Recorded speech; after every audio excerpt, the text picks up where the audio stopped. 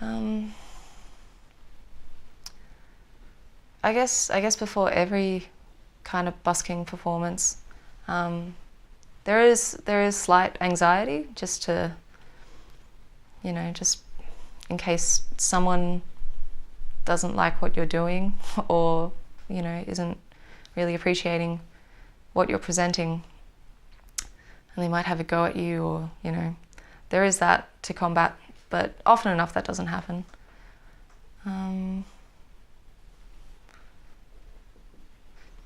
Yeah, I guess thinking about how I'm going to play,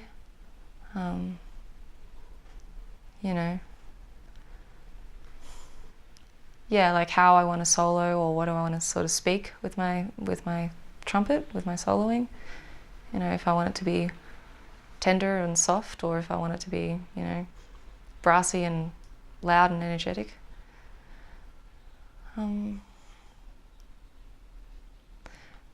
Yeah, there's always a really, whenever I'm playing and, you do see people smiling and enjoying the music, it's always a really sort of warm feeling that, they don't have to listen to my music. They don't have to stand there and watch.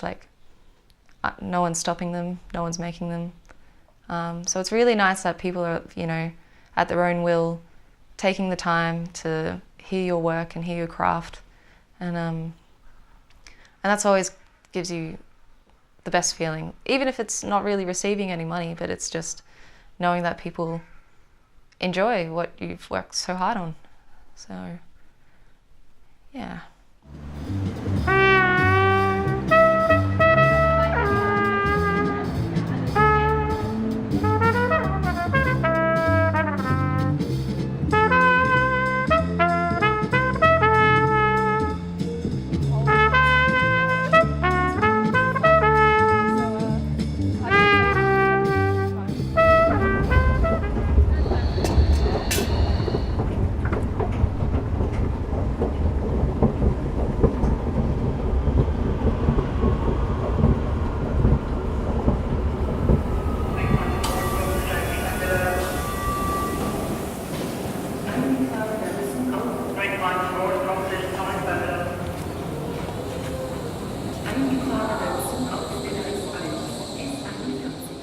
Finding that balance of where it's the right time, the right location, the kind of environment it's in. If there's even traffic, like trams and trains and traffic, and a lot of if traffic lights are going off, or there's a lot of honking happening, then it's kind of a tense environment, and I don't really like to play there so much, because I think people aren't as giving in those kind of. But whereas when it's relaxed, people are just having a walk and hear that, I think that's sort of, yeah, I think that's definitely better in my research.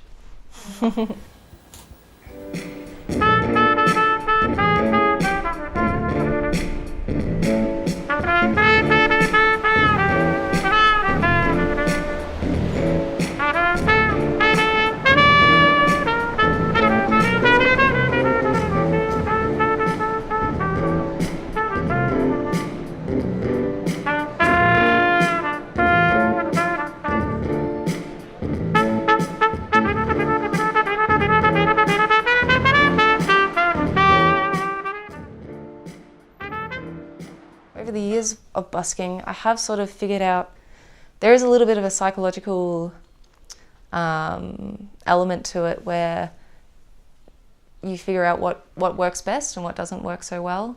I know I don't wear sunglasses. I know a lot of my cool rock and roll friends, they always wear sunglasses.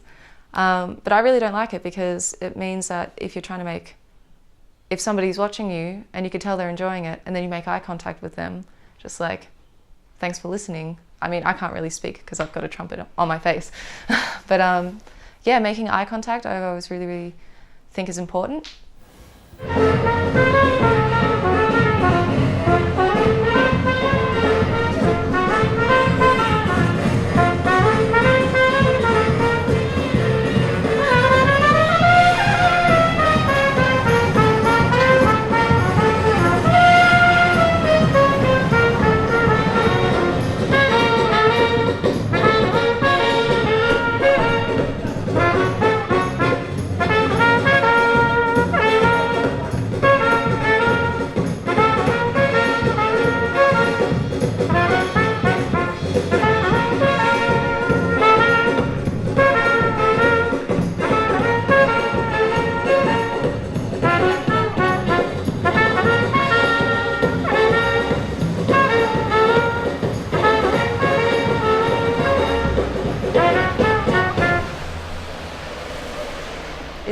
it's funny being asked about this kind of stuff, because realizing it now, like, I guess this is my main profession or my main job, and yeah, the only thing that comes with this is that you don't really have anyone to train you in this sort of area.